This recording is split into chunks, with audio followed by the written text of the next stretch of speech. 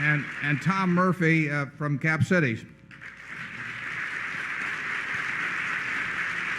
Is Paul Hazen here too? And I'm going to try and do well. There's a whole bunch more. I don't want to get, but those three were sitting together, and I was struck by the fact that if those three combined, we have about $6.5 billion of profit in so far. So I would say that that's a. Those are three businesses that have been fantastic, and like I emphasized so far, because we want that. I'd like to be able to name a bigger number in the future, but we have a group of managers both at the controlled companies and at the partly owned companies that have just created incredible value for Berkshire. I mean, Charlie and I sit around and read the paper every day, and a lot of magazines and things, and watch O.J. Simpson or whatever it may be, and these people are out there creating a ton of value for us. So we're not going to change it. Now let's see. I think is it Zone 2 now, or is it? Yeah. Hello, I'm Tim Palmer from Dillon, Colorado. I have a question for you regarding Solomon. In the past week, there's been an article in the New York Times, the Wall Street Journal, and I believe it's Business Week, that were rather unflattering as far as what's going on with the management and your selection. There seems to be somewhat of a cultural clash there. I don't know that to be a fact, but I wondered, number one, how you keep yourself open to bad news before it's news, and what is going on in Solomon there, the compensation plan, et cetera. How do you think that culturally is going to work out? Charlie and I are always, we are more interested in bad news always than good news. We figure good news takes care of itself. And we only give a couple of instructions to people when they go to work for us. And one of them is to think like an owner, and the second one is to just tell us the bad news immediately, because good news takes care of itself. And we can take bad news, but we don't like bad news late. So I would say in connection with Solomon that there is and has been some culture clash, and there probably almost always would be a culture clash in a business where there is that amount of tension, and whether it be the entertainment business or the investment banking business or the sports business.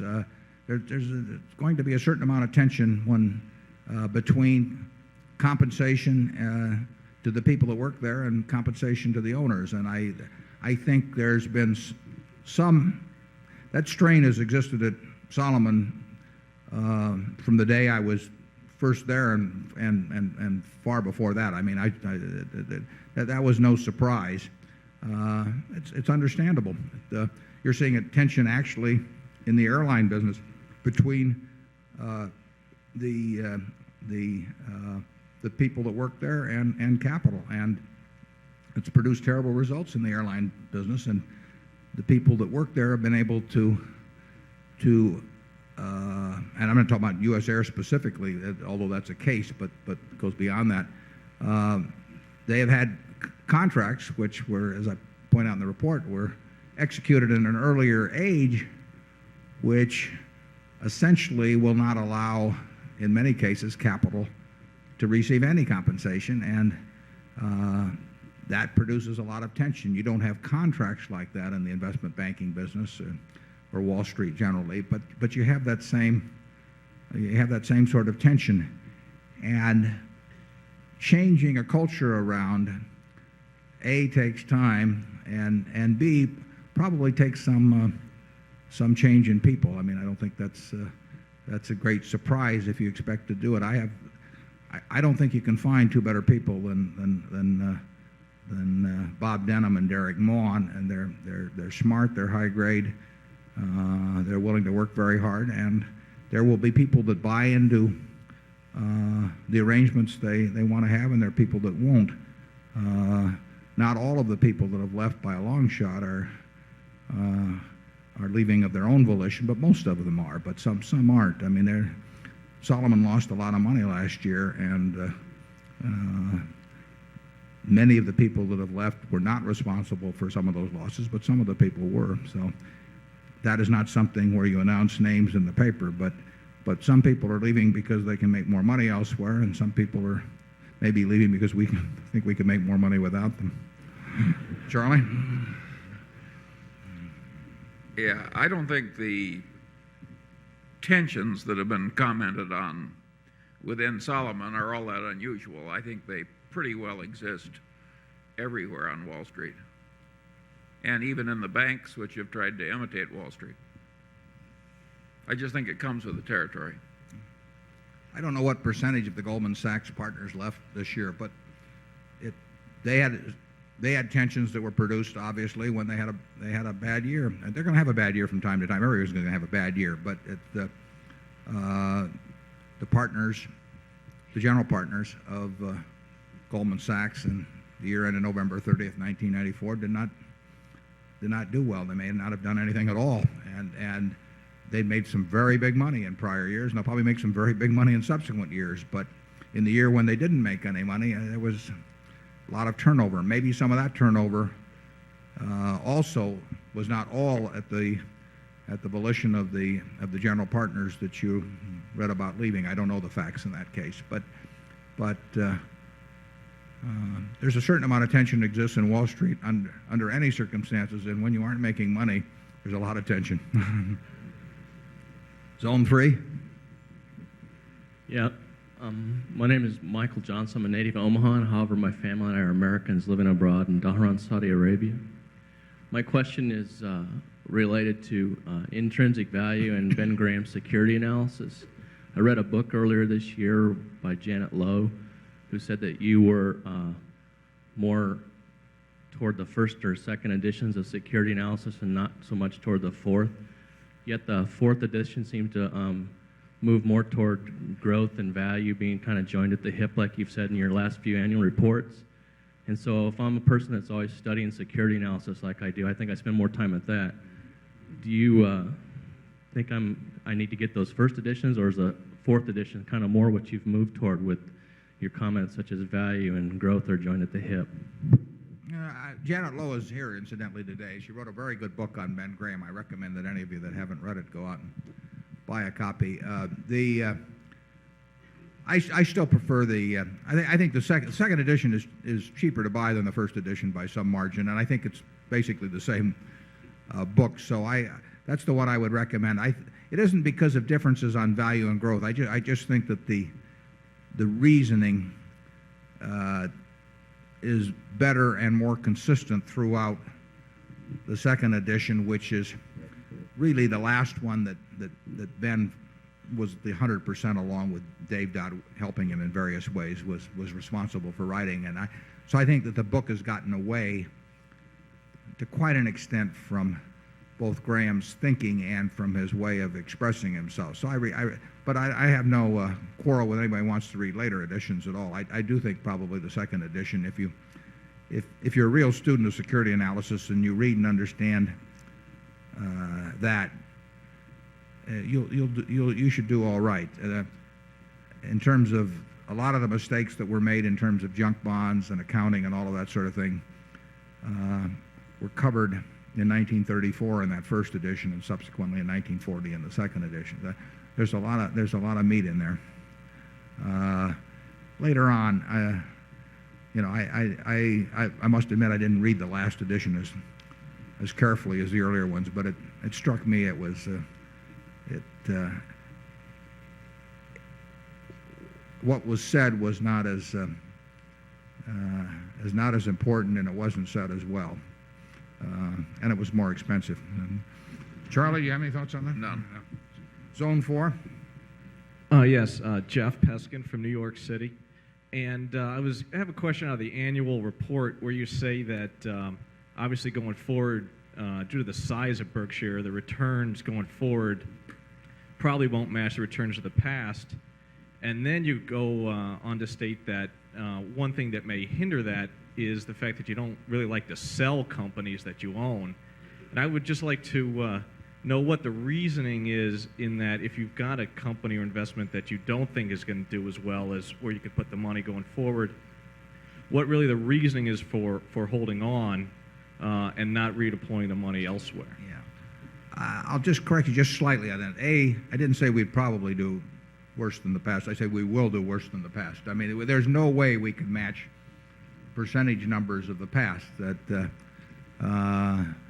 we would, in a period that would not take that long, we would, assuming we paid out nothing, we would gobble up the whole GDP, which is something we may think about occasionally, but we don't really expect to accomplish.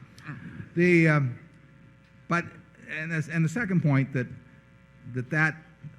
relates to size. That does not relate to our unwillingness to sell businesses, because that unwillingness has existed for decades.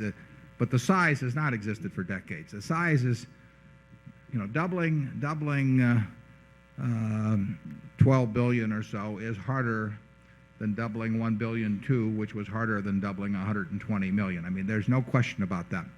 So eventually, well, already it will be a drag on performance. It doesn't mean that the performance will be terrible, but it does mean that 23% is an historical figure that has no predictive value. The unwillingness to sell businesses, like I say, goes back a long way. That is not what that if that hurts performance, it's peanuts. That's simply a function of the attitude Charlie and I have, is that if we want to live our lives, we find it a rarity when we find people in the business that we want to associate with. When we do find that, we enjoy it. We don't see any reason to make an extra 0.5% a year or 1% a year.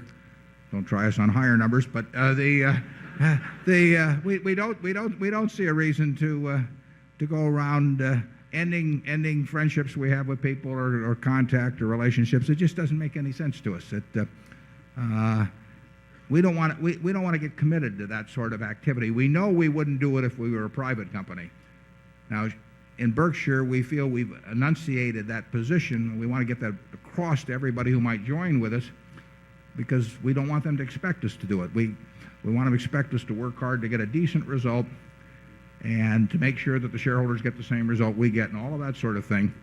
But we don't want to enter into any implicit contract with our fellow shareholders that will cause us to have to behave in a way that we don't want to behave.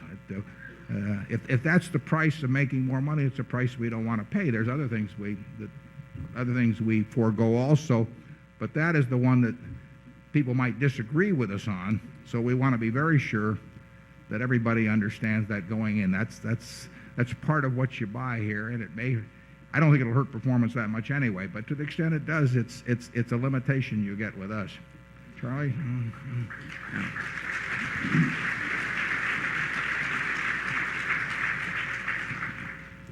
I don't think there's any way to measure it exactly, but my guess is that if you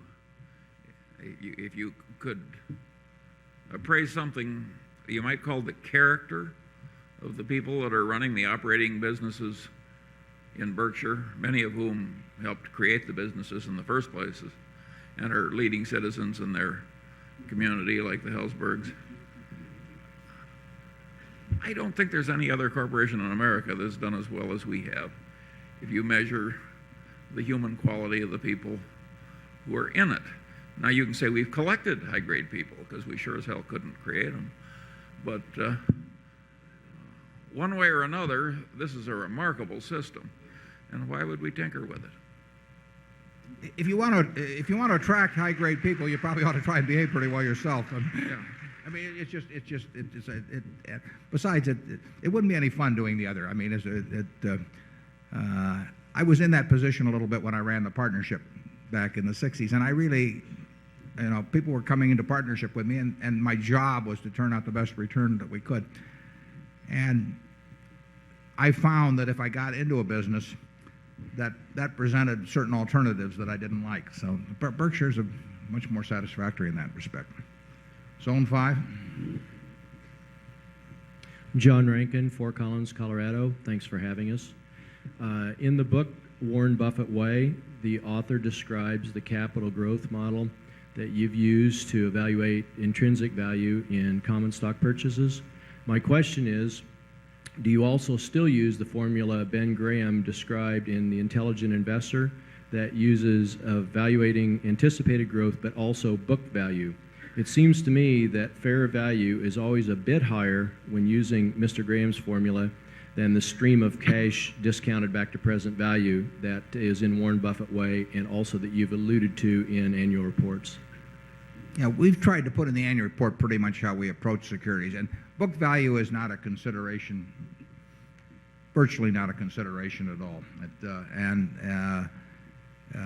The best businesses, by definition, are going to be businesses that earn very high returns on capital employed over time. So by nature, if we want to own good businesses, we're going to own things that have relatively little capital employed compared to our purchase price.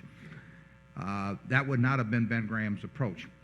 But Ben was not working with very large sums of money, and he would not have argued with this approach. He just would have said his was easier. And it is easier, perhaps, when you're working with small amounts of money. My friend Walter Schloss has hewed much more toward the kind of securities that Ben would have selected, but he's worked with smaller amounts of money. He has an absolutely sensational record, and it's not surprising to me at all. I mean, when Walter left Graham, though, I would have expected him to do well. But I don't look at the primary message from our standpoint of Graham really as being in anything to do with formulas. In other words, there's three important aspects to it. One is your attitude toward the stock market. That's covered in Chapter 8 of The Intelligent Investor. I mean, if you've got that attitude toward the market, you start ahead of 99% of all people who are operating in the market, so you have an enormous advantage. Second principle is the margin of safety, which again gives you an enormous edge and actually has applicability far beyond just the investment world. And then the third is just looking at stocks as businesses, which gives you an entirely different view than most people that are in the market. And with those three sort of philosophical benchmarks, the exact evaluation technique you use is not really that important, because you're not going to go way off the track, whether you use Walter's approach or Walter Schloss's or mine or whatever. Phil Carre has a slightly different approach, but it's got those three cornerstones to it, I will guarantee, and believe me, he's done very well. Charlie? Yeah, to the extent that the method of estimating future cash flow requires projections, I would say that projections, while they're logically required by the circumstances, on average do more harm than good in America. Most of them are put together by people who have an interest in a particular outcome, and the subconscious bias that goes into the process and its apparent precision makes it it's fatuous or dishonorable or foolish or what have you. Mark Twain used to say, a mine is a hole in the ground owned by a liar. And a projection prepared in America by anybody with a commission or an executive trying to justify a particular course of action will frequently be a lie. It's not a deliberate lie in most cases. It's the man has gotten to believe it himself, and that's the worst kind. So I don't think projections are to be handled with great care, particularly when somebody has an interest in misleading you. Charlie and I think it's fair to say we've never looked at a projection in connection with either a security we bought or a business we bought. We've had them offered to us in great quantities. Now the fact that we voluntarily turned them away when people have tried to thrust them upon us. I mean, the very fact that they are prepared so meticulously by the people who are selling the businesses or by the executives who are presenting to their boards and all of that sort of thing, I mean, either we're wrong or they're wrong. I mean, it's a ritual that managers go through to justify doing what they wanted to do in the first place. In about 9 cases out of 10, I have never met an executive who wanted to buy something that said, well, I had to turn it down because the projections didn't work. I mean, it's never happened. And there will always be somebody that will come up with the projections that will satisfy the guy who's signing his paycheck or who will sign the deal that provides the commissions. And they will pass those along to whomever else they need, the bankers or the board, to approve it. And it is total nonsense. I was recently involved in a situation where projections were a part of the presentation, and I asked that the record of the people who made the projections, their past projections, also be presented at the same time. It was a very rude act, and it was regarded as apostasy. But believe me, it proved the point. I mean, it was a joke. I mean, so we'll leave it at that. We're going to have one more question maybe, and then we'll take a break. And Charlie and I will be eating up here. The ones who want to stick around can stick around, and the ones who are in the other room, undoubtedly there will be seats in here to fill. So we'll sort of regroup in 10 or 15 minutes, and then we'll go on as long as that group lasts. So let's take one more from zone 6, and then we'll take a break. Hello, my name is Peter Bevelin from Sweden. What is the absolutely first question you ask yourself when you look at a potential investment? And do you and Mr. Munger ask yourself the same first question? Yeah. Well, I think I don't ask myself whether Charlie's going to like it, because that will be a tough one. No, the first question is, can I understand it? And unless it's going to be in a business that I think I can understand, there's no sense looking at it. There's no sense kidding myself into thinking that I'm going to understand some software company or some biotech company or something of the sort. What the hell am I going to know about it? I mean, I can. So that's the first threshold question. And then the second question is, does it look like it has good economics? Has it earned high returns on capital? Does it strike me as something that's likely to do that? And then I sort of go from there. How about you, Charlie? Yeah, we tend to judge by the past record. By and large, if the thing has a lousy past record and a bright future, we're going to miss the opportunity. Yeah.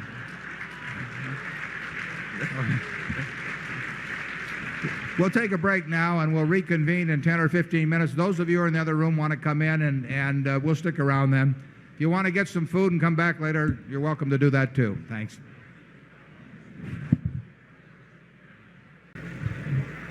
Okay, we're ready to start here with a question from Zone 1. If you'll take your seats, please. We've got a... Mr. Buffett, I'm Brian Murphy from Clearwater, Florida.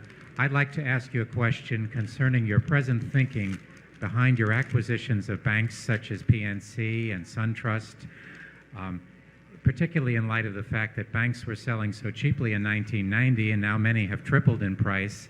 And it would appear from recent publications in the financial literature that you've become much more interested in banks at these higher prices relative to the 1990 valuations. Could you comment on your thinking there?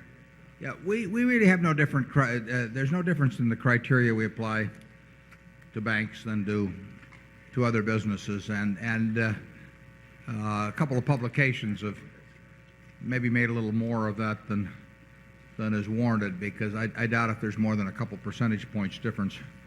And we don't think of it that way, incidentally. And we do not have a lot of we don't have any sector allocation theories whatsoever. So we simply apply the same criteria when looking at banks that we would at any other business. Incidentally, there's sometimes, you should know that I would say that maybe half or maybe even a little more of the reports about our activities are in the press are erroneous. Now some are accurate too. And then, of course, some are way out of date. I mean, we get confidential treatment on the filings we make with the SEC as to our holdings. So they're published well over a year after we filed them. And therefore, there have been a couple of stories in the last month or two as to something we've bought. And of course, if you read the story carefully, we bought it a year and a half ago maybe, and we may have sold it, we may have bought more, all kinds of things. So that I'd be careful about press reports generally. We bought a bank for Berkshire in 1969, the Illinois National Bank and Trust of Rockford. We've had an interest in the banking business, or we feel it's something that that falls within our circle of competence to evaluate. That doesn't mean we'll be right every time, but we don't think it's beyond us to understand the banking business, and so we look at businesses in that area. Charlie?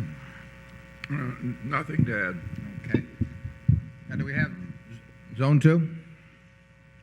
Larry Myers from Omaha. Warren, two quick questions.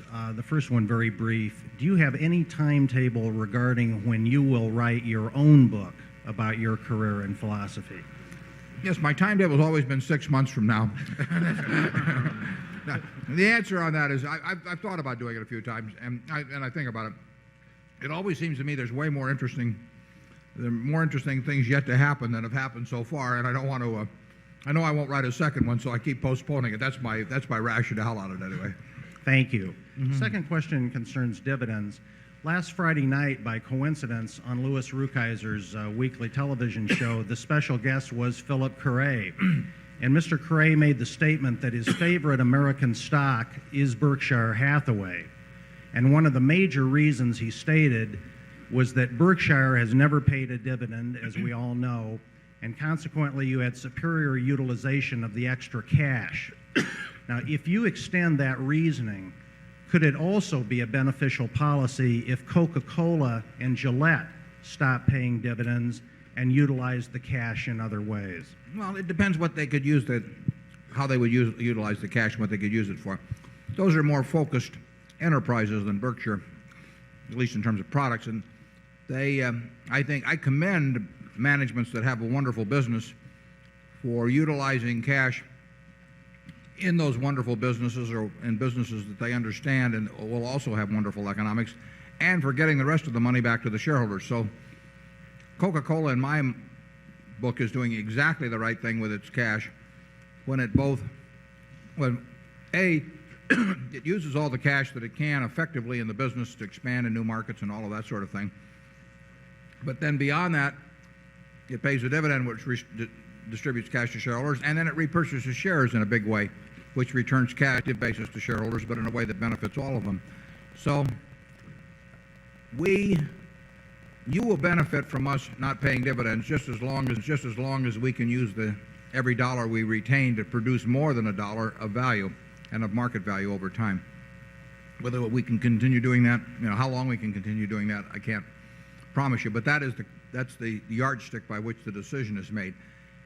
And that is the yardstick, I think, by which Coca-Cola is making the decision too, and I think that they deserve great credit for exercising the discipline to quit when using cash when they've run out of the opportunities to use it well, and then to further deploy it advantageously by repurchasing shares.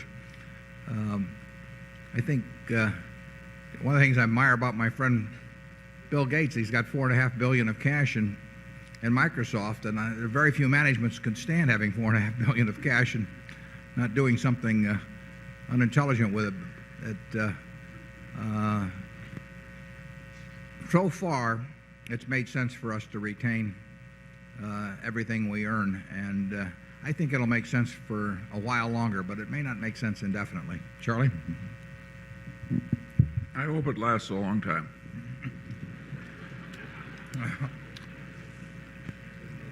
Zone 3?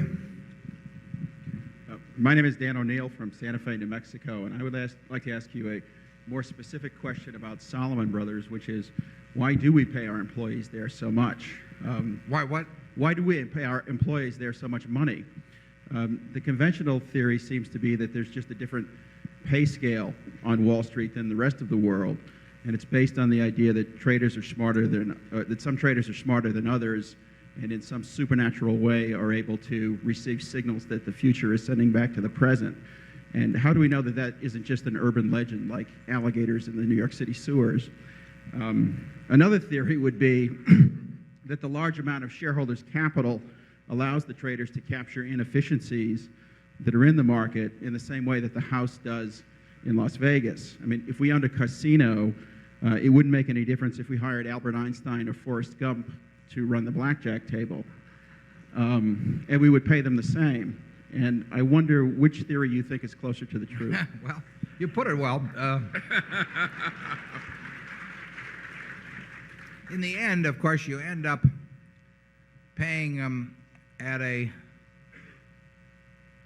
what you think, at least, is a market rate, and to some extent the market tests you out by whether people leave because they can get a higher rate. But the limiting factor on that should be that you pay them a market rate as long as you were getting a market rate on capital. But it's harder to measure the market rate on capital in a short period than it is to measure the market rate on compensation. So a good many of the people that have left, but far from all, have left because they felt that they would obtain, presumably because they would obtain greater compensation elsewhere. The market was working in that way, just as it works in entertainment that way, and it works in the athletic field that way. And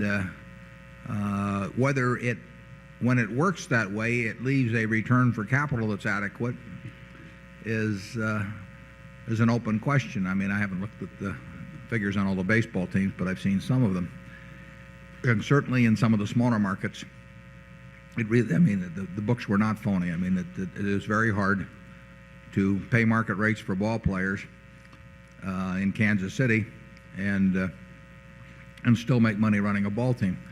Well, you've got a smaller television market and all of that of the big cities.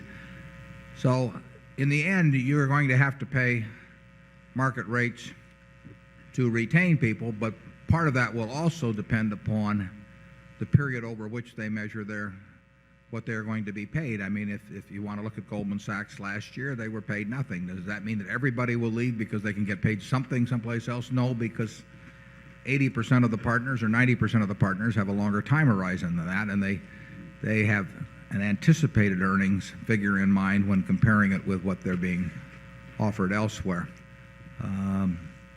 If you have a situation where market rates, exceed the earning capacity of the business, then at some point capital will flow away from the business. In the airline industry, which I use as an example, the market rate, in terms of the bigger airlines, people are not being paid market rates; they're being paid contractual rates. Well, you can't blame anybody for that. If you have a contract that entitles you to X and the current market is a half of X, you're going to hang on to that contract very aggressively. And like I say, you don't blame anybody for that. It's just if you end up in that condition, though, you've got a real problem. And if you have the same problem that you have if the market is higher than, or similar problem, the one you have if the market is higher than one that you can sustain in your own business. My guess is that in effect, Solomon has put in a more Goldman Sachs-like system because essentially it created, to a degree, a partnership within it. To have that work, A, over time the partners have to earn good money, and it won't work. But B, you have to have people that have a partnership mentality in it. And if you change from one culture to another, you are not going to get 100% acceptance of any new system. Charlie? Yeah, it was kind of a bad break to put in a new compensation system and then have a very bad year. In the very nature of things, people are going to blame the compensation system subconsciously. And then, too, I think that Wall Street generally has more envy, jealousy effects than are typically present elsewhere. I have a friend whose grandmother used to say that she couldn't understand why people got into envy, jealousy, because it was the only one of the sins that you could never possibly have any fun at. And but generally speaking, on Wall Street, I think a lot of people have had the wrong kind of grandmothers.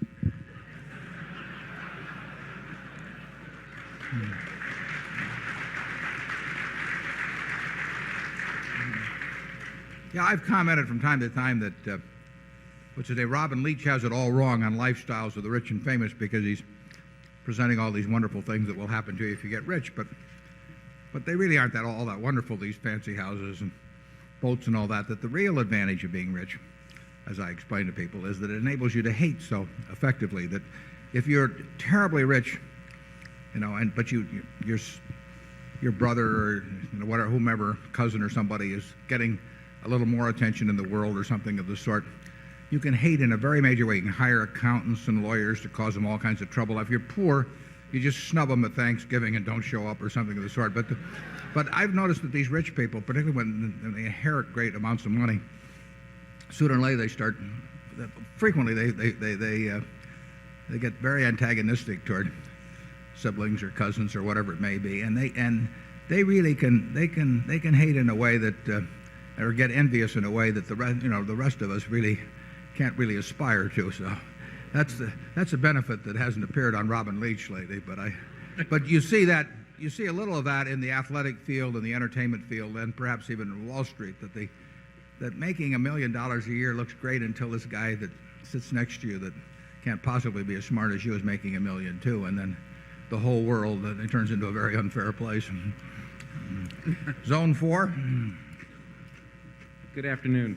My question is simply about the cash and cash equivalents that are shown on the balance sheet this year versus last year. In my thinking, cash equivalents is always something good to have around in case of a big market drop, being able to make opportunistic buys, as I know you've referred to Mr. Market getting manic depressive at times. Is there something that is less than obvious here that I'm not seeing, or is the position not there now should that happen in the marketplace? Cash at Berkshire is a residual. I mean, we would like to have no cash at all times. We also don't want to owe a lot of money at any time. But if we have cash around, it's simply because we haven't found anything we like to do, and we always hope to deploy it as soon as possible. We never are thinking about whether the market's going to go down or something of the sort, or whether we might buy something even cheaper. If we like something, we'll buy it. And when you see cash on our balance sheet of any size, that's an acknowledgement by Charlie and me that we have not found anything in size anyway attractive at that point. It's never a policy of ours to hold a lot of cash. Zone 5. David Winters, Mountain Lakes, New Jersey. David Winters, Mountain Lakes, New Jersey. Years ago, you said you loved the newspaper business, and then over time, I guess it said it declined a bit in how much you loved it. And I'm kind of wondering how you feel about it now, and if you can prognosticate a little bit for us at all. Well, I used to love it in two respects. I love the economics and I love the activity, both. And the love of the activity is not diminished. The economics are still exceptionally good compared to virtually any business in the world. They aren't quite as good as they were 15 years ago. So I wrote about that a couple of years ago, whereas what seemed almost the most bulletproof of franchises is still an exceptionally good business, but it isn't quite as bulletproof as might have been the case 10 or 20 years ago. I still think it's about as interesting a business as there is in the world. But if you're talking pure economics, I can't think of many other businesses that if I just owned one asset over my life that I would rather own than a newspaper in a single newspaper town. But I wouldn't have quite the feeling of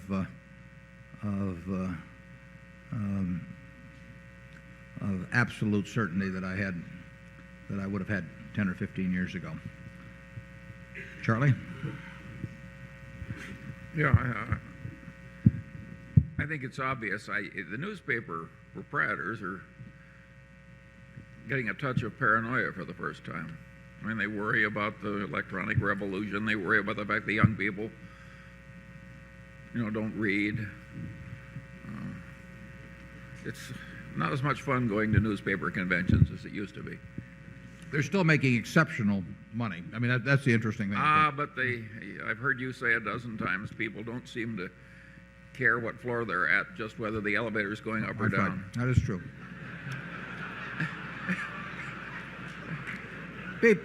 People feel better when they're on the second floor of an elevator that's just come from one than they do when they're on the 99th floor coming down from 100. There's no question about that.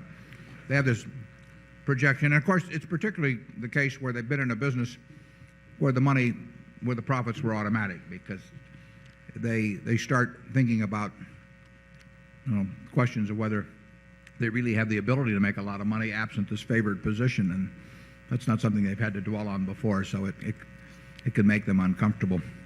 They're all screaming about newsprint prices. We probably scream about them a little bit too, but I mean, if you compare being in the newsprint business over time to being in the newspaper business, I mean, it's a joke. And newsprint prices, if you can graph them from any point, 15 or 20 years ago or 10 years ago, and the price of the newspaper or the price of advertising has gone up more. I mean, it is interesting to hear them yelling foul, because they have moved a lot in the last 12 months, and they'll move some more in the next 6 months. But believe me, it's better to be in the newspaper business than the newsprint business. Zone 6. Mr. Buffett, my name is Liz Pruce. I'm from New York City. I was wondering on your acquisition criteria. I know part of that is that Berkshire Hathaway won't participate in unfriendly takeovers. I wondered how that philosophy may or may not apply to your role as a member of the board of several other companies. That's an interesting question. I haven't been on the board of any company where the CEO has brought to the board the question of a hostile takeover. Can you think of anything I'm forgetting? No, but there's no rule that can't happen. So I don't know exactly. I don't know exactly what I would do if that came along. It's a very good question. I used to have a whole different attitude on that. I mean, in effect,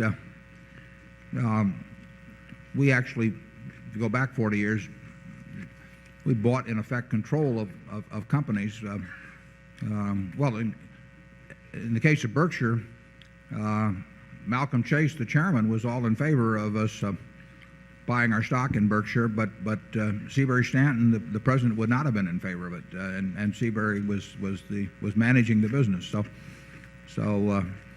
it wasn't hostile, but Seabury would not have been in favor of it. But Malcolm would have been. So I don't know what the situation would be today if somebody walked in at Gillette or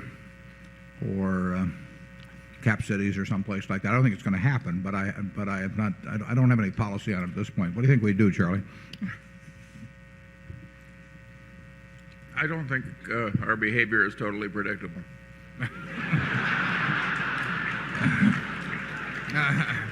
And he's right. Zone 1? Yes. Neil McMahon, New York City, also a Sequoia shareholder. Ben Graham Investing encouraged turnover. Looking at Berkshire's holdings, concentration, and long-term, are you still a 15% Phil Fisher and 85% Graham? I don't know what the percentage would be. I'm 100% Ben Graham in those 3 points I mentioned earlier, and those really count. I was very influenced by Phil Fisher when I first read his 2 books back around 1960 or thereabouts, and I think that they're terrific books. I think Phil is a terrific guy. So I think I probably gave that percentage to, I think I first used it in Forbes one time when Jim Michaels wrote me, and I think it was one of those things I just named a number. But I think I'd rather think of myself as being a sort of 100% Ben Graham and 100% Phil Fisher, in the points where they don't, and they really don't contradict each other. It's just that they had a vastly different emphasis. Ben would not have disagreed with the proposition that if you can find a business with a high rate of return on capital that can keep using more capital on that's the best business in the world. And of course, he made most of his money out of Geico, which was precisely that sort of business. So he recognized it. It's just that he felt that the other system of buying things that were statistically very cheap and buying a large number of them was an easier policy to apply, and one that was a little more teachable. He would have felt that Phil Fisher's approach was less teachable than his, but his had a more limited value because it was not workable with really large sums of money. At Graham Newman Corp was a closed-end fund. It was technically an open-end fund, but it had $6 million of net worth, and Newman and Graham, the partnership that was affiliated with it, had $6 million. So you had a total pool of $12 million. Well, you could go around buying little machine tool stocks in machine tool companies, whatever it might be, that all statistically cheap, and that was a very good group operation. And if you own a lousy business, you have to sell it at some point. I mean, if you own a group of lousy businesses, you better hope some of them get taken over or something happens. You need turnover. If you own a wonderful business, you don't want turnover, basically. Charlie? What was interesting to me about the Phil Fisher businesses is that a very great many of them didn't last as wonderful businesses. One of his businesses was Title Insurance and Trust Company, which dominated the state of California. It had the biggest title plant, which was maintained by hand, and it had great fiscal solvency and integrity and so forth. It just dominated a lucrative field. And along came the computer. And now you could create for a few $1 million a title plant and keep it up without an army of clerks. And pretty soon we had 20 different title companies, and they would go to great big customers like big lenders and big real estate brokers and pay them outlandish commissions by the standards of yore, and bid away huge blocks of business. And in due course, in the state of California, the aggregate earnings of all the title insurance companies combined went below zero, starting with a virtual monopoly. So what looked like a monopoly. Very few companies are so safe that you can just look ahead 20 years. And technology is sometimes your friend and it's sometimes your bitter enemy. If Title Insurance and Trust Company had been smart, they would have looked on that computer, which they saw as a cost reducer, as one of the worst curses that ever came to man. It probably takes more business experience and insights to some degree to apply Phil Fisher's approach than it does Graham's approach. The only problem is you may be shut out of doing anything for a long time with Ben's approach, and you may have a lot of difficulty in doing it with big money. But if you strictly applied, for example, his working capital test to security, it will work. It just may not work on a very big scale, and there may be periods when you're not doing much. Ben really was more of a teacher than he had no urge to make a lot of money. It did not interest him. So he really wanted something that he thought was teachable as a cornerstone of his philosophy or approach. And he felt you could read his books sitting out here in Omaha and apply buying things that were statistically cheap. And you didn't have to have any special insights about business or consumer behavior or anything of the sort. And I don't think there's any question about that being true, but I also don't think you can manage lots of money in accord with it. Zone 2. Hi, Rob Pitts, shareholder from New York City. This is a question for Mr. Munger. I've noticed in the insider sales activity sheets that you've been a rather consistent seller of your Berkshire stock over the last few months. Wondered if you would comment on why you're doing this, especially in light of the prospective tax change in capital gains, where it might be reduced, which would obviously be beneficial to you and beneficial to Berkshire by reducing its deferred tax liability. I've given away a fair amount of Berkshire in the last couple of years, and I've also sold some. I gave away the Berkshire because I thought it was the right way to behave, and I sold some because I had uses for the money.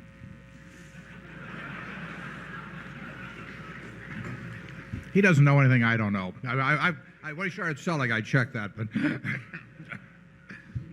zone 3. Charlie has a very high percentage of his net worth in Berkshire, as do I. Go ahead. I'm sorry. Go ahead. I don't think it's working quite. Hello? Okay. Hi, Goran Pulic from New York City. I have a two-part question. First part, very short.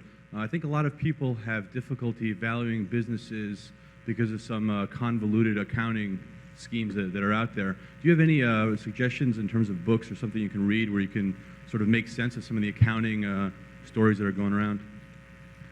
Well, that's a good question. And Abe Brilloff used to write for Barron's quite frequently on various accounting machinations, and Barron's has continued that somewhat. But you're right that there are people out there who will try to paint pictures with accounting that are something far from economic reality, and sometimes the rules of accounting themselves lead to that.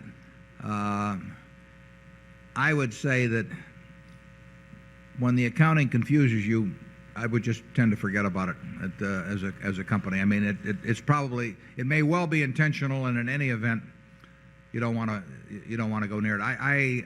We have never had any great investment results from companies whose accounting we regarded as suspect. I can't think of one. Can you, Charlie? No. It's a very bad sign. I made a short sale once that worked out well in a case like that. Oh. It really, accounting can offer you a lot of insight into the character of management. And I would say there's a lot, you run into a fair amount of bad accounting. I used to call it creative accounting, but and you probably run into a lot more if it was allowed. But some companies have been able to push their auditors pretty far, and I would be very skeptical of anything that looks suspicious to you. I think there have been a couple of things written, but I can't think of where they've appeared, where people talk about the questions of what. Obviously, if some prepaid expense, deferred asset accounts start building up suspiciously high, and inventories look out of line, with sales and particularly the trend of them and all that, you want to look twice at companies like that. Life insurance, frequently, we see weak accounting in it. When you don't have a product where revenues and expenses are being matched up on something close to cash in the short term, you have the opportunity for people playing games with numbers. And some people have learned how to do that very well, and they've sometimes created long-lasting stock manipulation or promotion schemes that have enriched themselves where they've enriched the managers or the creators of it at the expense of the public over time. If you ever get suspicious about accounting, just go on to the next company. Zone 4. Yes, Ms. Wasserman from Chicago. In order to understand the reinsurance business a little better, can you explain your relationship with Lloyd's of London in the marketplace? Which is probably the leader in the field, how often you compete directly, or if you've ever done reinsurance business for them since they've had losses in recent years, and how you see the industry changing as their economics changes. Well, Lloyd's, which is not an insurance company, as you know, but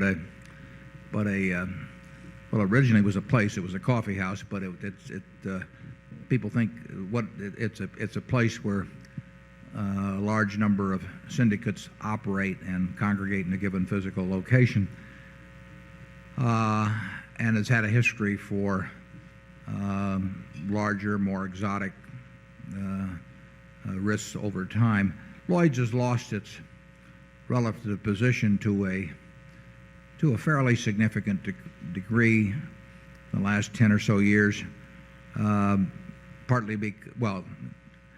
significant part because of bad results, which had the other effects of causing capital to withdraw and people who back the syndicates to become unhappy. So Lloyd's is still an important competitive factor in the reinsurance business and in certain specialized kinds of primary insurance. It's a very, it's a very important factor, but it's not the factor it was 10 or 15 years ago, and I'm not sure how Berkshire's capital compares with the capital of all those syndicates at Lloyd's, but it certainly changed in its relative importance in the last 5 or 10 years, and the ability of Lloyd's to attract capital with the problems they had has been diminished, although they're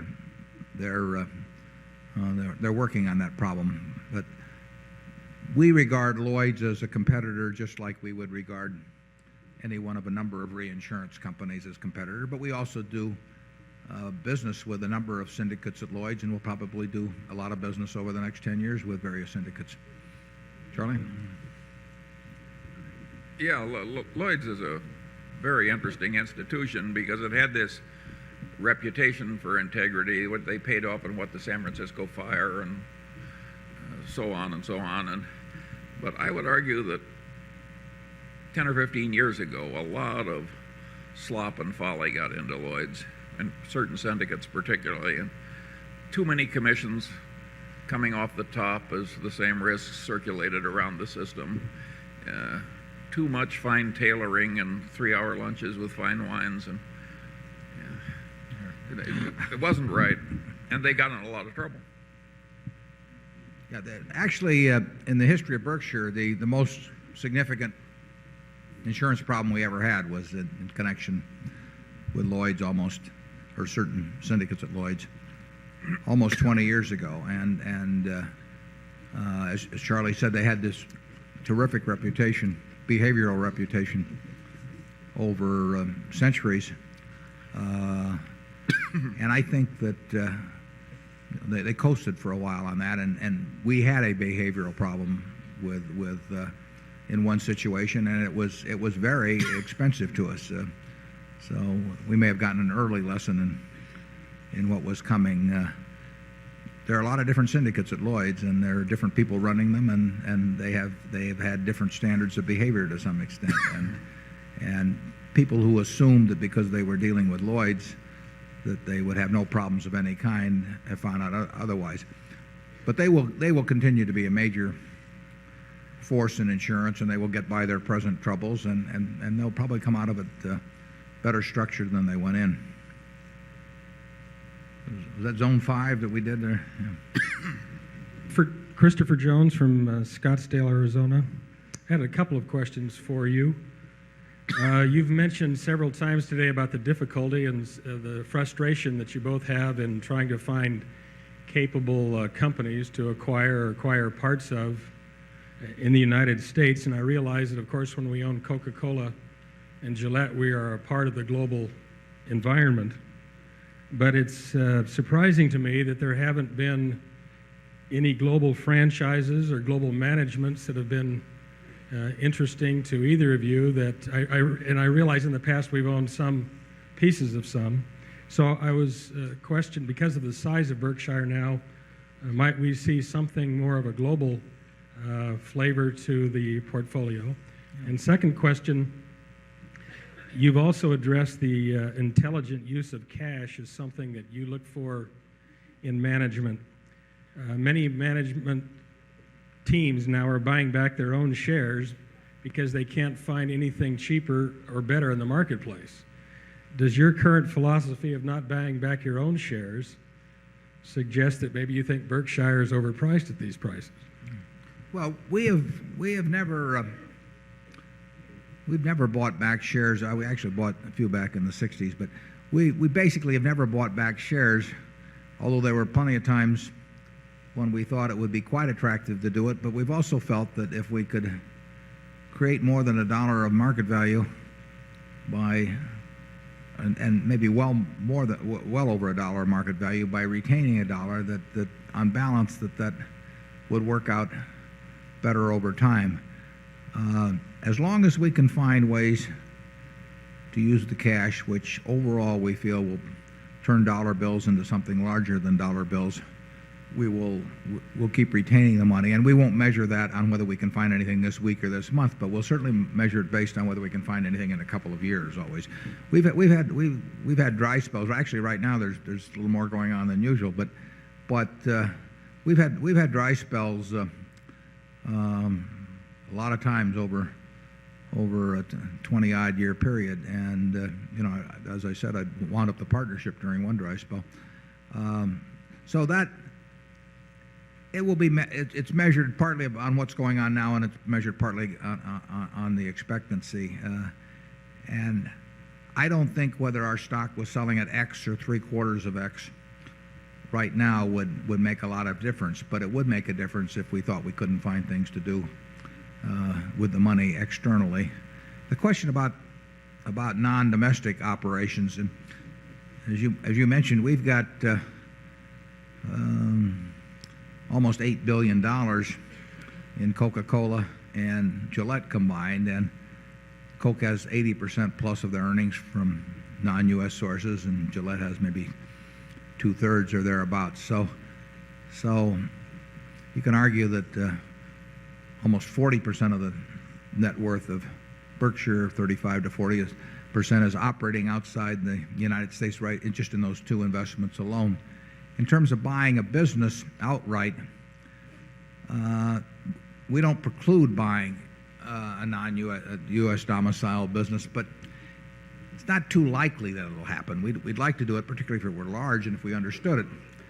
But are we as likely to get a fix on a Helzberg's of Europe as we would a Helzberg's of the United States? I doubt it. I just don't know whether we would develop as much confidence in understanding the scene in which they operated and understanding the management and all that. But we might.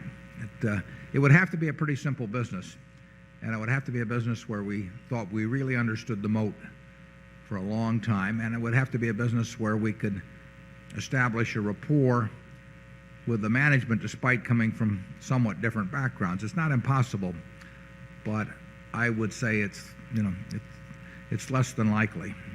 Charlie? No, I've got nothing to add. Zone 6. Hi there. My name is Lee DeBroff from Morgantown, West Virginia. Ever since the Solomon debacle, it appears that you have attracted more and more media attention.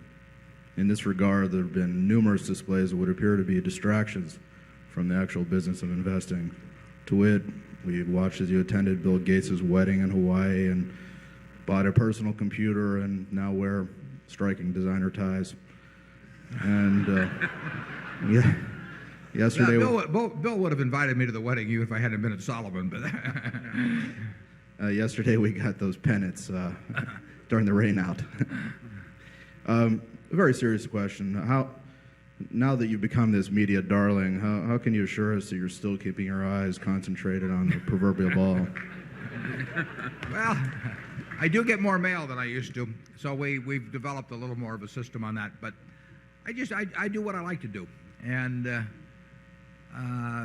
just take speeches. I probably get asked to make maybe 20 times as many speeches as I would have been asked to make 10 years ago, but I make the same number. I've got my own selection process for what I do on that, and it's the same way. I'm invited to, I don't know how many dinner tributes, etc. And basically, I don't change the way what I do because I don't want to change the way. If I wanted something else, if while I was building Berkshire, that was being done to end up in some other spot, I'd have been there by now. And it just doesn't change anything. It does change the volume of mail, but I've got that so that is not a big distraction. Pardon me? Oh, I'll remain in Omaha. Yeah, there's no question about that. I mean, if I hadn't wanted to be in Omaha, I would have figured out ways to change, and it'd been very easy to change decades ago. I think it's we got a lot of people here who aren't from Omaha, but that's their problem. I mean, I've been watching Warren for a long time, and people who are concerned that he will change have a huge appetite for needless worry. The odds that I will change are about as good as the odds that Charlie will change. The mail thing is I wish it didn't. There was an easier way to handle it but you essentially can't answer all the letters you get. That's that simple, and that's about the. Once you get past that and get a form letter that takes care of it, that takes care of it. Zone 1. Yes, I'm Samuel Park from Tulsa, Oklahoma. My question is regarding Geico. I noticed that for the last 5 years, their return on equity has come down every year. Is this something signifies change of a business or just temporary things? Question about Geico's return on equity? Yes. Yeah, well, it's true. It has come down to some extent. The Geico's growth is more or less a function of basically, I mean, there's a natural rate of growth there, and the growth in capital has been greater than the growth rate in premium volume and in invested assets, so that achieving the same success on underwriting and achieving the same success on investments will produce a lower return on capital unless they buy in stock, which they have done fairly significantly, but that's limited by availability too. But it's a very good business, but it's not a business where if you double the capital, you can double the earnings easily. Charlie? Nothing to add. Zone 2. My name's Mark Hake from Scottsdale, and I think your question, my question about foreign equity investment was pretty much answered by the other gentleman, but I noticed that you had made an investment in Guinness in the past, and can you comment on that? Is it still owned, and if not, why not?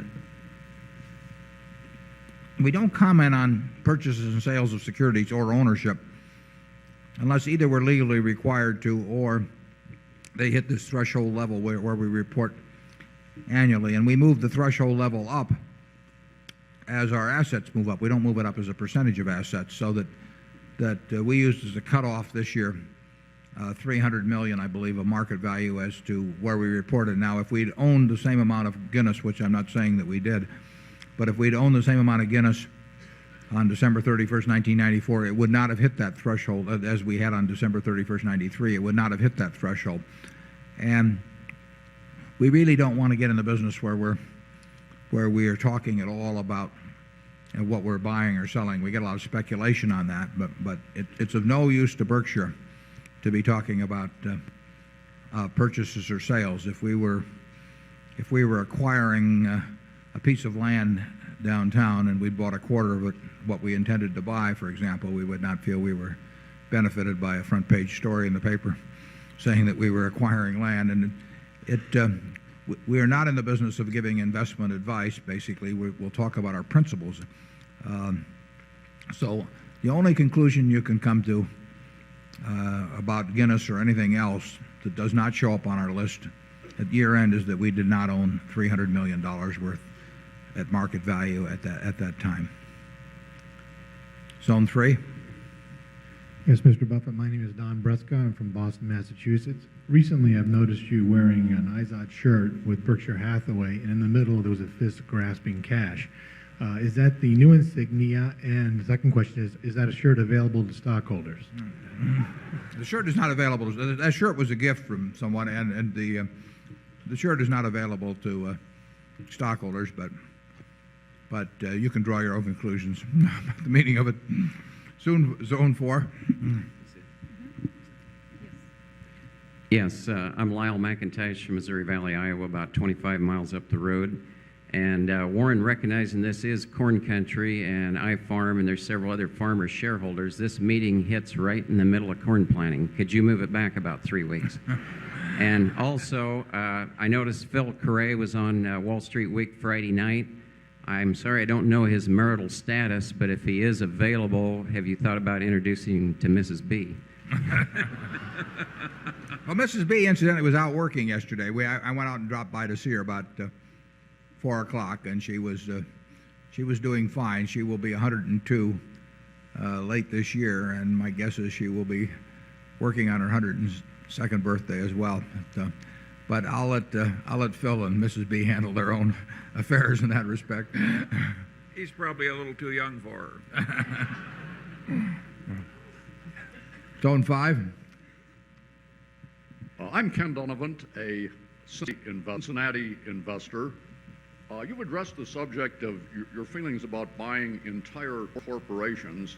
I wonder if you'd say something about, is Berkshire looking for opportunities to buy, we'll call them near franchise companies that might be based overseas, buying a stock interest or a part interest? And also, how do you feel about fixed debt investments of overseas companies? Debt investments, was that? Yeah, well, the first part was buying a stock investment rather than a whole company. Right. And the second part was debt investments. Yeah. Right. Well, we're open to buying anything. When you say, are we looking at them, I've never been quite sure how we look at things anyway. I mean, they just seem to sort of pop up as from reading or something of the sort. But we are. It's less likely we end up doing it for some of the reasons I've given earlier. But we have bought stock in companies that, aside from Guinness, that are domiciled outside of the United States, and we would have. We could conceivably buy debt instruments. We don't buy a lot of debt instruments anyway, so it'd be very unlikely. But we will do anything we think makes sense at Berkshire that's compatible with the way we want to operate, and certainly we don't care where the domicile is not that important. Charlie? Okay, zone 5, is it?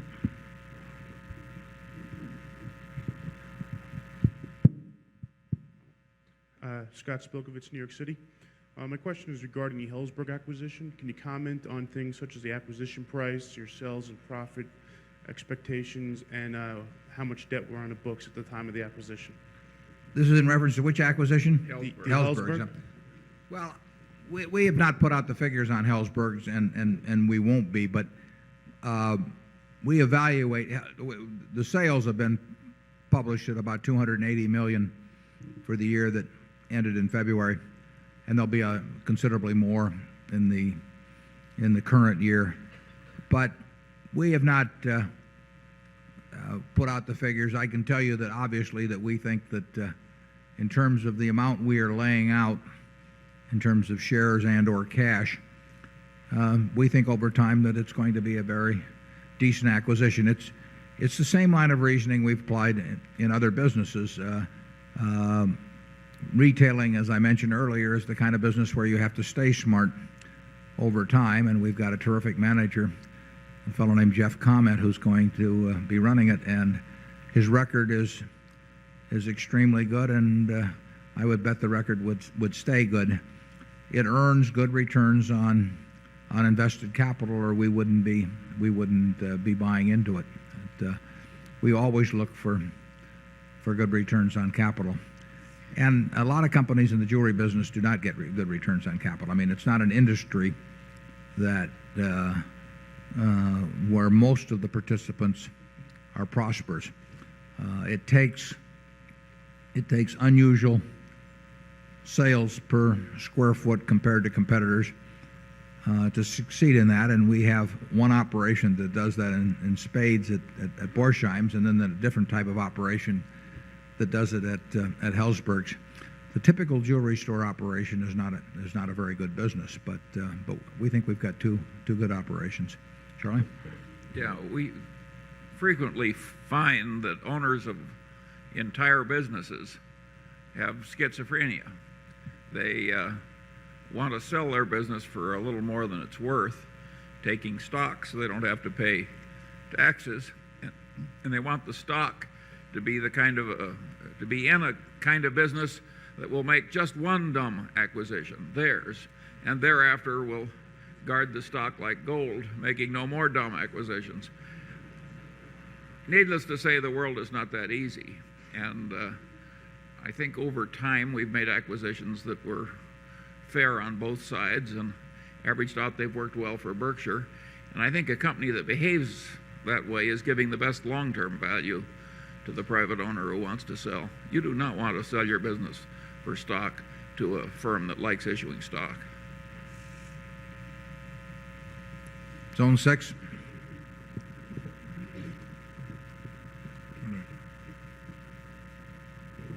That was 6. Where do we have the mic? Oh, there. I don't think it's on. Can you? Can you hear me now? Yeah, sure. Jack Lanning from Knoxville, Tennessee. I have a question which may not be appropriate for the officers of Berkshire to answer, but I think I'll ask it anyway. You focused on intrinsic value in your annual report, and you suggested that by reviewing the gray pages in the back that one could possibly come up with a value of intrinsic value for Berkshire. I've made an effort to do this, and I think I come up with a price to earnings ratio of somewhere around 21, which seems to be a little overvalued.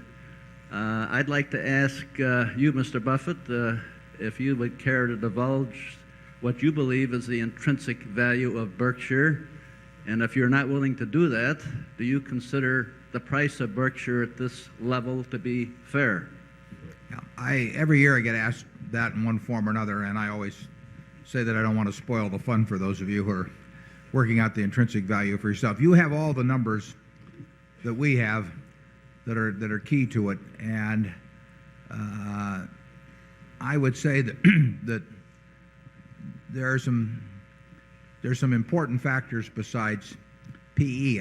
I mentioned earlier that I thought that the page where we describe float, for example, is probably as important a page as there is in the report. And then the question is, what do you do with the capital as you allocate it over time? And obviously that makes a difference in intrinsic value too. But I would say in a general way that and this has been true virtually all of the time, that I think I would say that the intrinsic value of Berkshire in relation to I'll put it the other way, the price of Berkshire in relation to its intrinsic value, I think probably offers as much value or more than the majority of stocks that I see. But I don't want to go any further than that. Charlie? I've got nothing to add. Your story about the fun of working it out, there was a famous English headmaster who used to say to each graduating class, he said, say 5% of you are going to become criminals. And I know just who you are, but I'm not going to tell you because I don't want to deprive your lives of a sense of excitement. And we'll explain that later on. Yeah.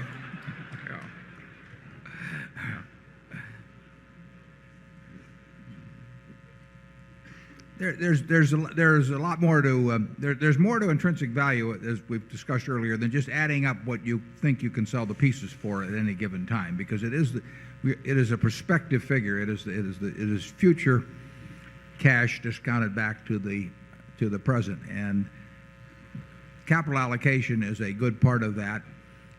What you expect the float to do, for example, over time, would lead to a large swing in possible numbers relative to value. I mean, if when we bought National Indemnity in 1967, when it had whatever it had, 15 or 20 million in float, we didn't see it then, but if we could have foreseen the eventual development of float over time,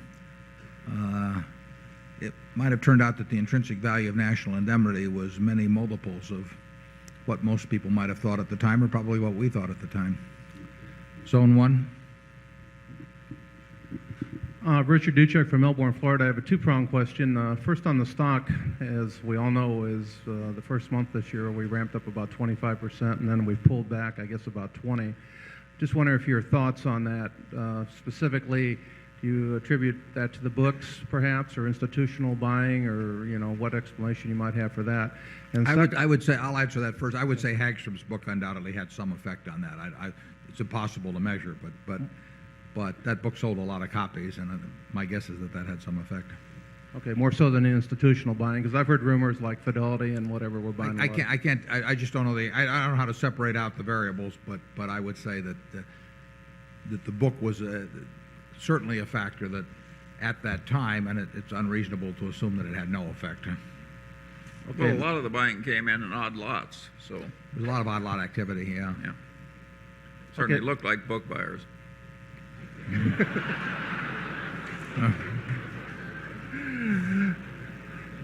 Secondary question, I'm an electronics engineer by profession, so the technology sector is of prime interest to me, and I think we'll all agree at least the last 6 to 8 months has been phenomenal for the technology sector. And I also see that you're somewhat befriending Mr. Gates and inviting him into your house, et cetera. Is there a possibility down the road a piece of you doing some type of purchase of Microsoft or acquiring that, or is there something you two could work out together? I bought 100 shares first day I met Bill, and that was the end of it. I just want to be sure I got his reports from that point on. This was personal, not in Berkshire. There's no chance we'll be in businesses we don't understand, and I won't understand it. No, you're quite clear on that. I just thought maybe there'd be an exception because apparently. Well, if you made an exception, he would be a very good guy to make an exception with. But I don't think I'll make an exception. Zone 2. My name is Basuni Rima from Arlington, Texas. Mr. Buffett and Mr. Munger, what possibility to use these two great minds for a long term in life by either taking apprenticeship in Berkshire or opening a school? I didn't follow that one. Warren, you handle it. Is it a question of what the possibility using these two great minds of yours to educate the new generation as a long-term investment in this country, to either through an apprenticeship in Berkshire for young people or open a business school? Well, let me try that one because I have a demonstrated record of non-performance. I have had great difficulty enabling my children to know what I know. And Warren, maybe you have failed less. My children in many ways are a lot smarter than I am, so I have a different experience, Charlie. No, I think you can, I've mainly learned by reading myself, so I don't think I have any original ideas that I've certainly got a lot. I mean, I've talked about reading Graham. I read Phil Fisher, and I've gotten a lot of ideas myself from reading, and in my own case, I mean, talk about your parents having influence. My parents had enormous influence, so I think you can learn a lot from other people. In fact, I think if you learn reasonably well from other people, you don't have to get any new ideas or do much on your own. You can just apply the best of what you see. Generally speaking, I think we always get a group of wise people after sifting millions, but I don't think anybody's invented a way to teach so that everybody is wise. It's extraordinary how resistant some people are to learning anything. Well, and really, what is astounding is how resistant they are when it's in their self-interest to learn. I mean, I was always astounded by how much attention was paid to Graham. I mean, he was regarded 40 years ago as the dean of security analysts, but how little attention was paid in terms of the principles he taught. And it wasn't because people were refuting them, and it wasn't because people didn't have a self-interest in learning sound investment principles. It was just this incredible resistance to thinking or change. I mean, I quoted Bertrand Russell one time as saying, who said that most men would rather die than think. Many have, and in the financial sense, that's very true. It's not complicated. I mean, human relations, usually aren't that complicated, and certainly it's in people's self-interest to develop habits that work well in human relations. But an amazing number of people seem to mess it up one way or another. Yeah. How much has Berkshire Hathaway been copied, either in investing America or corporate America? I'm not saying we deserve to be necessarily, but people don't want to do it differently than they're presently doing it. You might argue that Mrs. B, having started what you may have seen out there this weekend with $500 in 1937, without a day in school in her life, and building that into a great enterprise, you might say, well, that is something to study. I mean, is it because she couldn't speak English when she got over here? Maybe we cleanse people. I mean, what is there to learn from seeing somebody create an incredible success like that in a competitive business? She didn't invent something that the world had never seen before. She didn't have a lock on some piece of real estate that protected her from competition. All of these, and yet she accomplished something that virtually no one has accomplished. Now, why aren't business schools studying her? Why are they talking about EVA, economic value added, as we talked about earlier? Any of the, I mean, here is a success. Something has made her a success. Is it something? Is it a 220? She's very smart, but is it a 220 IQ? No, it isn't. It's a very smart woman, but it's not something that's incapable of being replicated in the habits and the way of thinking. But who is studying her? I mean, they present her as a curiosity, but if you go to any of the top 20 business schools, there's not one page that's being given to anybody to study what is an incredible success. And I find that very interesting. That and to some extent, I've seen it in the investment world. There's this. For one thing, it's probably a little discouraging to a professor of management at some major business school who's gone on to get his doctorate and everything to think he has to come out and hang around the furniture market and study a woman in a golf cart. I mean, but they'd be better off if they did. Where were we on that? What zone are we on? 4, are we? Wherever it is, zone 3 maybe, huh? Yes, thank you. I'm Jim Ludke from Phoenix, Arizona, and I haven't been to one of your annual meetings for about 10 years now. The last one was down at the Red Lion Inn by the water, and I congratulate you on your popularity. Thank you. I wish I'd bought more stock. But like Charlie, I too have been giving mine away for charitable purposes, so your beneficial effects have reciprocated and rippled throughout the economy. I congratulate you. No, I congratulate you.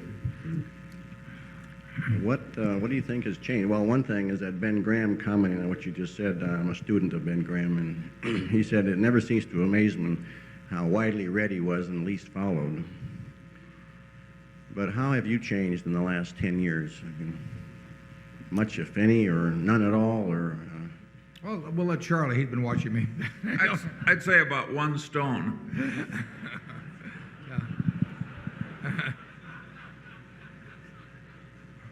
Takes one to know one. Yeah.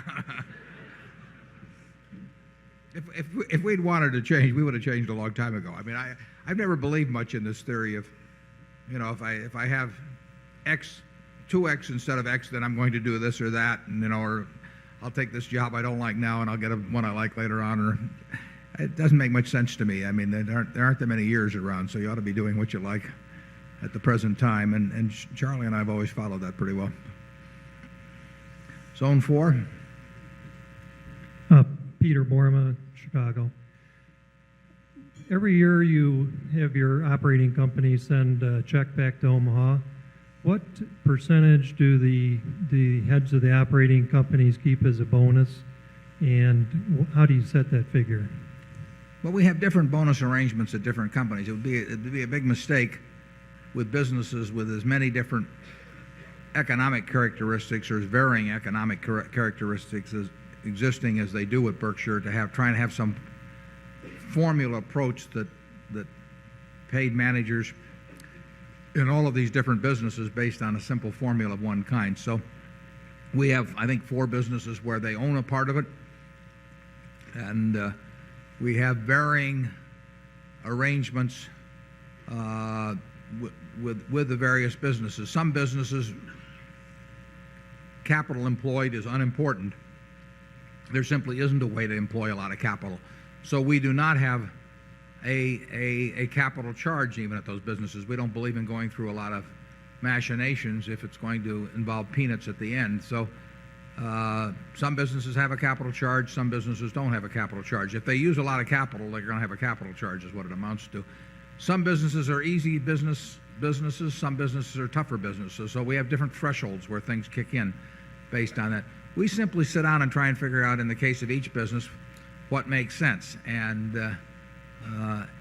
that usually isn't very hard to figure out. I mean, we want something that's fair.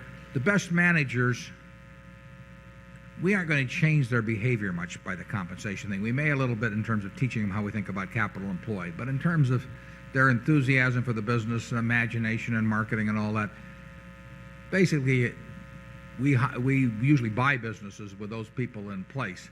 But it would be, it'd be wrong not to treat people fairly, and they would resent it if they weren't treated fairly too, understandably. So we try to have a system that rewards the things that we want to have rewarded and treats them fairly in a way that they understand they're treated fairly. And I don't think we have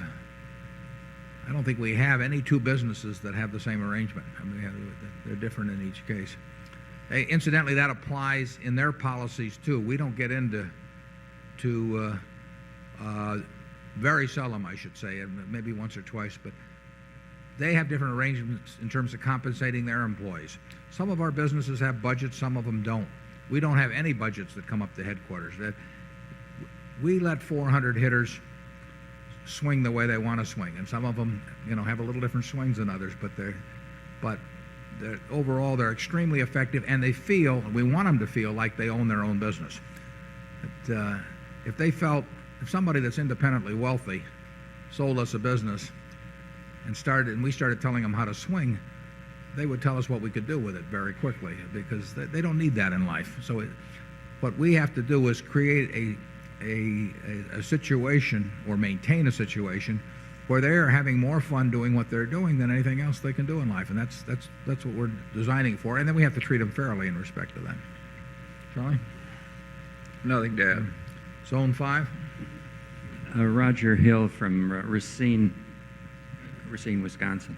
Gentlemen, a little change of pace. Could we get your opinion on the present situation with international exchange? Do you think we have a dollar problem, or is the Japanese have a yen problem?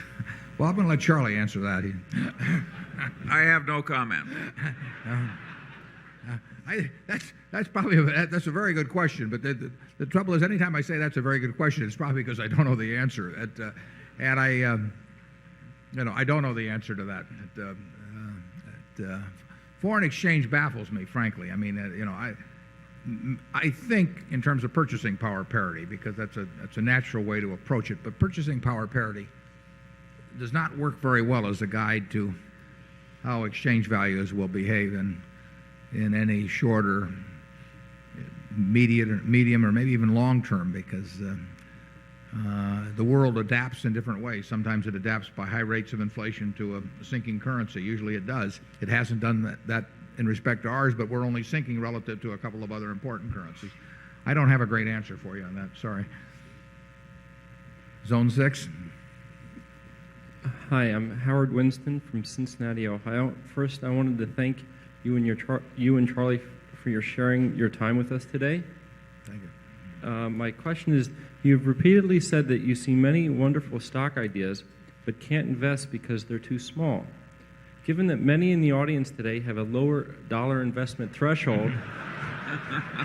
Do these stocks have names? Well said.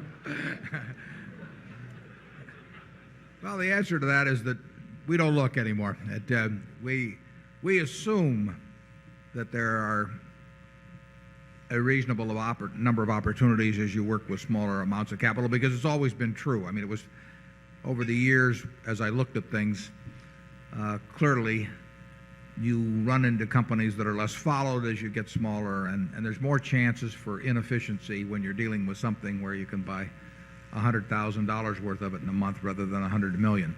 But that is not because I'm carrying around in my head the names of 25 companies that we could put 100,000 in. And I just don't look at that universe anymore. Sometimes people send me annual reports or get letters from managers, and they say, well, you know, I've got this wonderful thing, and I usually know ahead of time, but I mean, I would first look at the size, and if the size isn't right and it isn't going to be virtually any time, I don't look any further, because there's just no time to be looking at all kinds of smaller opportunities. I do think if you're working with very small amounts of money that there almost always are some significant inefficiency someplace to find things that I've mentioned to some people. When I started out, I actually went through all of the Moody's manuals and the Standard & Poor's manuals page by page, and you know, it's probably 20,000 pages, but there were a lot of things that popped out, and none of them were in any brokerage report or anything of the sort. They were just plain overlooked, and you could find out about them, but nobody was going to tell you about them. And my guess is that continues to be true, but not on anything like the scale it was then. Charlie? Well, I can remember when you bought one membership in some duck club that had oil under it when you were young. Yeah, there was a company called Atlas. When you get down to one duck club membership, well, you're really scavenging for cigar butts. But not a bad cigar butt. There were 98 shares outstanding. It was the Delta Duck Club, and the Delta Duck Club was founded by 100 guys who put in $50 each, except two fellows didn't pay. So there were only 98 shares outstanding. They bought a piece of land down in Louisiana, and one time somebody shot downward instead of upward, and oil and gas started spewing forth out of the ground. So they renamed it Atlid, which is Delta spelled backwards, which was sort of illustrated the sophistication of this group. And a few years later, they were taking, at $3 a barrel oil, they were taking about $1 million a year in royalties out of the place, and the stock was selling at $29,000 a share, and it was earning $10,000 a share. No, it was earning about $7,000 a share after tax, about $11,000 pre-tax, and it had about $20,000 a share in cash, and it was a long-lived field. So, you know, I use that sometimes as an example of efficient markets, because somebody called me and offered me a share of it, and those things, you know, is that an efficient market or not? You know, $29,000 for $20,000 of cash plus $11,000 of royalty income at 25-cent gas and $3 oil. I don't think so. You can find things out there.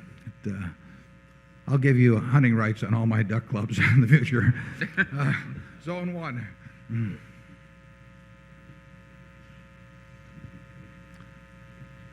Don't think the mic. Oh. How do Berkshire and Berkshire companies protect themselves against lawsuit-heavy lawyers? And is it possible for American businesses to survive the financial and time-consuming costs of dealing with lawyers? Well, it's a good question, and we've probably had less litigation than any company with a $25 billion market value in America. But it's and we were sued one time at Blue Chip Stamps. What was it for, Charlie? How many billion by some guy? Lots. Yeah, it was. You cannot protect yourself against lawsuits, and there's certainly a lot of frivolous ones. Like I say, it's not been a drain on our time or money, but particularly time to date. And I think one thing you'd have to do is that if you ran into anything of that sort, you would not pay, and you would try to make life comparably difficult for the other party as they made it for you. But that has not been our experience so far. Charlie? Yeah, well, I can tell an Omaha story on that one, which demonstrates the Berkshire Hathaway technique for minimizing lawsuits. When I was a very young boy, I said to my father, who was a practicing lawyer here in Omaha, "Why do you do so much work for X, who was an overreaching blowhard, and so little work for Grant McFadden, who is such a wonderful man?" And my father looked at me as though I was slightly slow in the head, and he said, Charlie, he said, Grant McFadden treats his employees right, his customers right, everybody right. When he gets involved with somebody who's a little nuts, he gets up from his desk and walks to where they are and extricates himself as soon as he can. And he says, Charlie, a man like Grant McFadden doesn't have enough law business to keep you in school.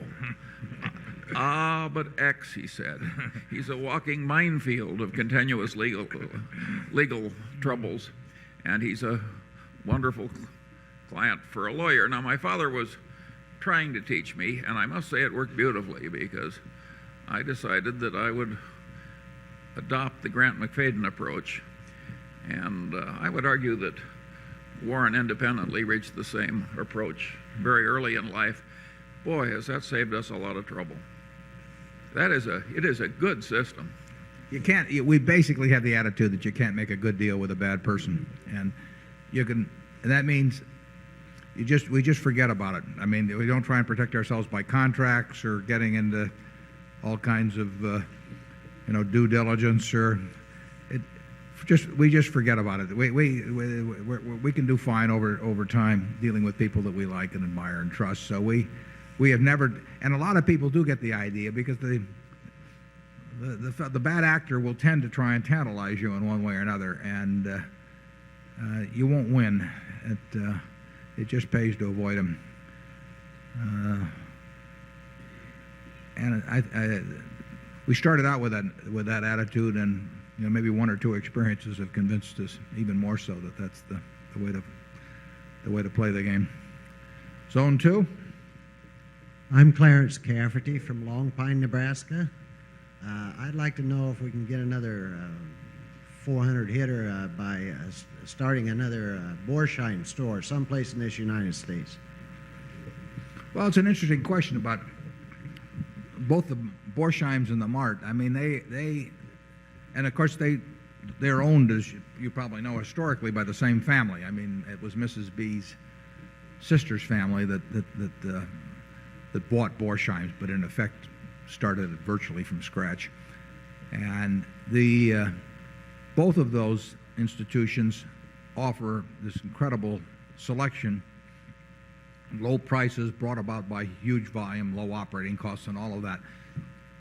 Operating multiple locations, you would get some benefit, obviously, from the name and the reputation, but you would lose something in terms of the amount of selection that could be offered. There's $50 million plus at retail of jewelry at Borsheim's one location. Well, when someone wants to buy a ring or a pearl necklace or something of the sort, they can see more offerings at a place like that than they possibly could at somebody who's trying to maintain inventory at 20 or 50 locations. Similarly, that gives us a volume out of a given location that results in operating costs that, again, can't be matched if you have an enormous number of locations.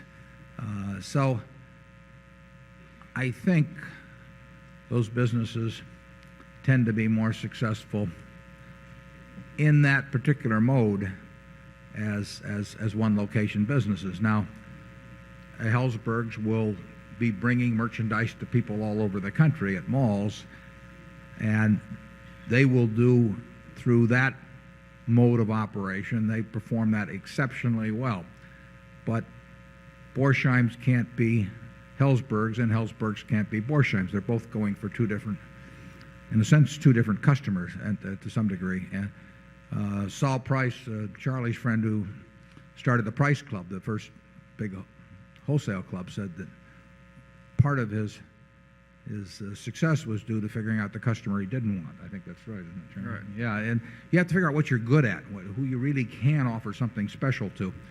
Borsheims offers something very special to people, but in part it comes about through being at one location. You can see more of almost any kind of jewelry you want there than you're going to see virtually any place in the world. And that will bring people there, or it will bring male people there. And that gives you operating costs that are 20 percentage points off of what somebody else will be doing without that pulling power. And that in turn enables you to offer the lower prices, which keeps the circle going. I mean, it's very hard to replicate something like that. And trying to do it in 10 spots probably wouldn't work well. But it's a question you ask yourself as you go along, obviously. McDonald's certainly did well by deciding to open a second store. I mean, Zone 3. Warren, I'm Frank Martin from Elkhart, Indiana. You have written extensively on the subject of the immutability of return on equity for American industry as a whole being stuck in the 12 to 13% range. What forces do you see, since we're above the mean, to cause that number to regress to the mean over time? Yeah, it's true. It has been higher in the last few years, although Fortune's got some interesting figures in the current issue on the 500 that shows decade by decade what the return has been on the Fortune 500 group, which is a shifting group, of course. And it's tended to stick, although I would say it was more between 12 and 13 than 11 and 12 probably in that one.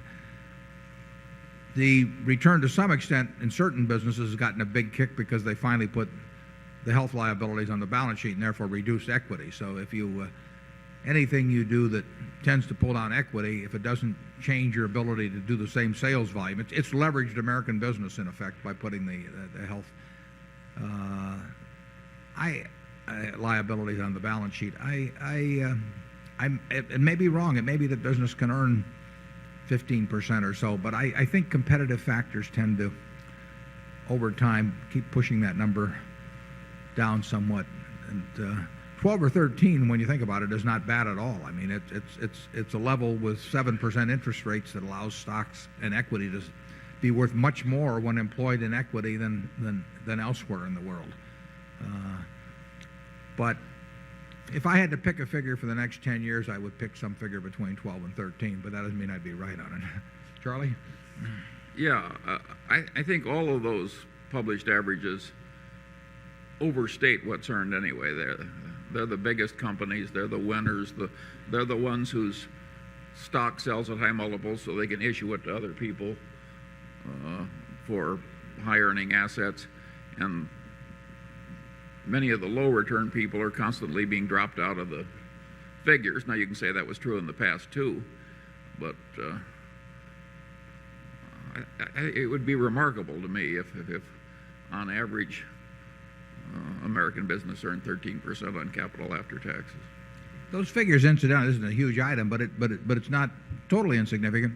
They don't show as a cost, for example, the cost of stock options. And the American shareholder has paid that. So the American shareholder has not gotten the returns on equity shown by those numbers, although it's not a huge factor. But I wouldn't be surprised if it was 2 or 3/10% just for that one cost that's omitted. If you let me omit my costs, I can show a very high return on equity. Zone 4. Jeff Peskin from New York, and I have a question for you. It's really more of an observation in that you've written about when you look at acquiring a business, you look at a lot at how they allocate capital. And my question is, once you acquire a stake in a company, do you find that just by the fact that you are helping doing the allocation of capital and doing the compensation, that alone makes a company have a lot higher return? Or is there some benefit by the fact that you own or some major shareholder owns a big slug of the company that also allows a company to increase its return on capital? Yeah, well, that's a good question. The answer is sort of some of the time, some of the places. It's just there's no question in a business that earns a high rate on capital that doesn't have natural ways to employ that money within the business, that we actually may contribute significantly to the long-term results of that business by taking the capital out, because if they don't have a place to use it, nevertheless, they might well use it someplace. And we have the whole universe to spread that money over. So we can take the money that earned in some operating business, and we can buy part of the Coca-Cola company with it and buy into another wonderful business, whereas very few managements probably would do that. So there's an advantage there. Now, on the other hand, Helzberg's, for example, will probably grow very substantially. They'll probably use all the capital they generate. Maybe they'll even use more. Well, they don't really need us for that. I mean, they would have done that under any circumstances. We may actually give them the ability to grow even a little faster, because if a company, and these are not the Helzberg's figures, but if a company is earning 20% on equity but can grow 25% a year, they're going to feel equity strains at some point. And we obviously would love the idea of supplying extra capital that would earn 20% on equity. So there can be some advantage to having us as a parent in terms of sending capital to the business as well as taking capital from the business. We also, I think, can be helpful in some situations in that once we are there, a lot of the rituals of, particularly in a public company, but a lot of the things that people waste time doing in business, they don't have to do with us. I mean, there's an awful lot of time spent in some businesses just preparing for committee meetings and directors meetings and all kinds of things like that, show and tell stuff. And none of that's needed with us. We won't go near them. And so we really free them up to spend 100% of the time thinking about what is good for the business over time. If they have extra money, they don't have to worry about what to do with it. If they need extra money for a good business, it'll be supplied. So there are some advantages that way. And I guess, Charlie, can you think of any further? Yeah, I think our chief contribution to the businesses we acquire is what we don't do.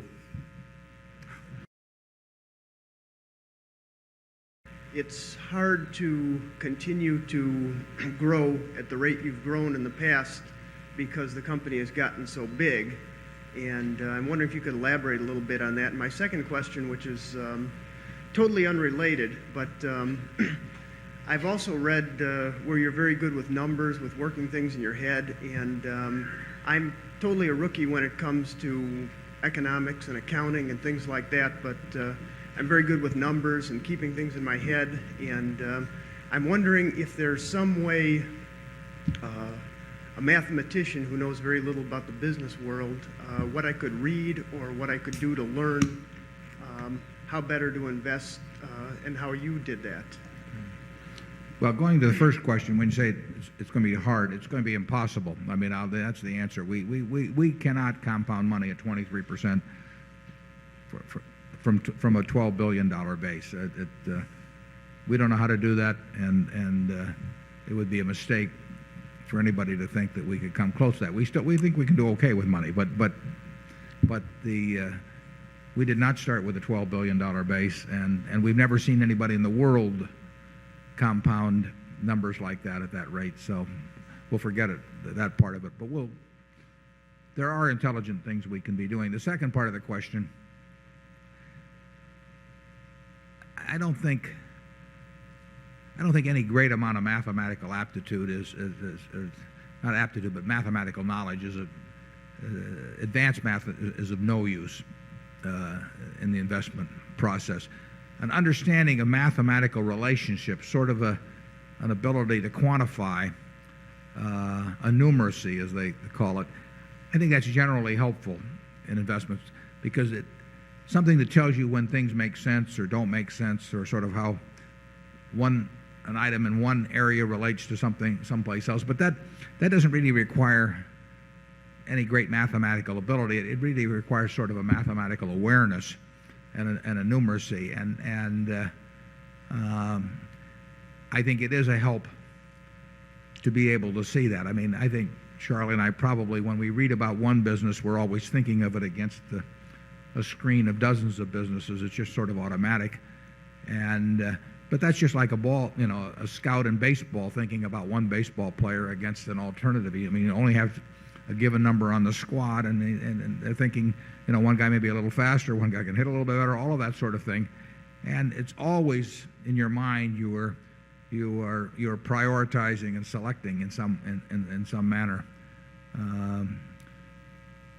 My own feeling about the best way to apply that is just to read everything in sight. I mean, if you're reading a few hundred annual reports a year and you've read Graham and Fisher and a few things, you'll soon see whether it kind of falls into place or not. Charlie? Yeah. I think the set of numbers, the one set of numbers in America that are the best quick guide to measuring one business against another are the value line numbers. I'd agree with that.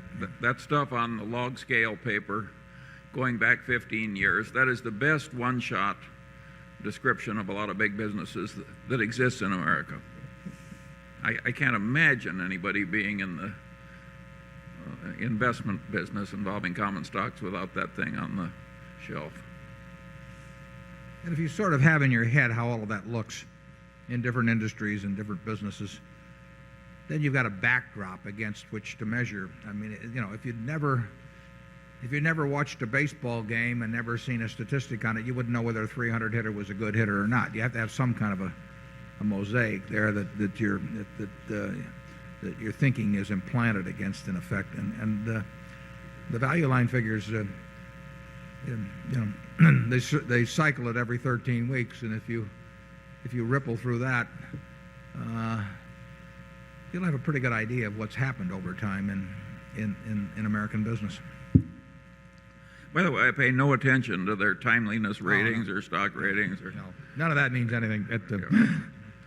It's too bad they have to put that there, but that it's the statistical material, not the.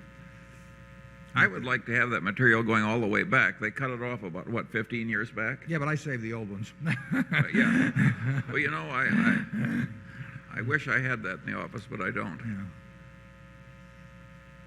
Yeah, Charlie and I maybe even I do it more. We tend to go back, and I mean, if I'm buying Coca-Cola, I'll probably go back and read the fortune articles from the 1930s on it or something. I like a lot of historical background on things just to sort of get it in my head as to how the business has evolved over time and what's been permanent and what hasn't been permanent and all of that.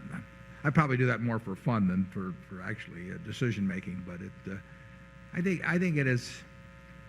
I think if you think about if we're trying to buy businesses we want to own forever, you know, and if you're thinking that way, you might as well see what it's been like to own them forever and look back a ways. Zone 6. I'm Stuart Horish from Salina, Kansas. When you first bought part of Wells Fargo a few years back, I looked at it and I couldn't tell it was any better than any of the other banks. I think now anybody that would look at it can tell it's better than almost any bank. Now you've bought PNC Bank, and again, I can't see how it's distinguished from any of the other banks. What did you see in PNC Bank that made you select it over all the other banks that were available? Well, we're not going to give any stock advice on that. So I think that going back to Wells, it was very clear that I knew something about Carl Reichert and to a lesser extent at that time Paul Hazen from having met him and also from having read a lot of things they said. So they were different.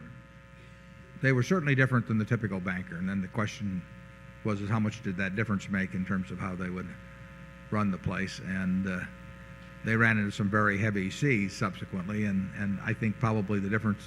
I probably think those human differences that were perceived earlier are what enabled them to come through as well as they did. But that's about all I can say on banks. Well, we might add to that slightly because that Wells Fargo thing is a very interesting example.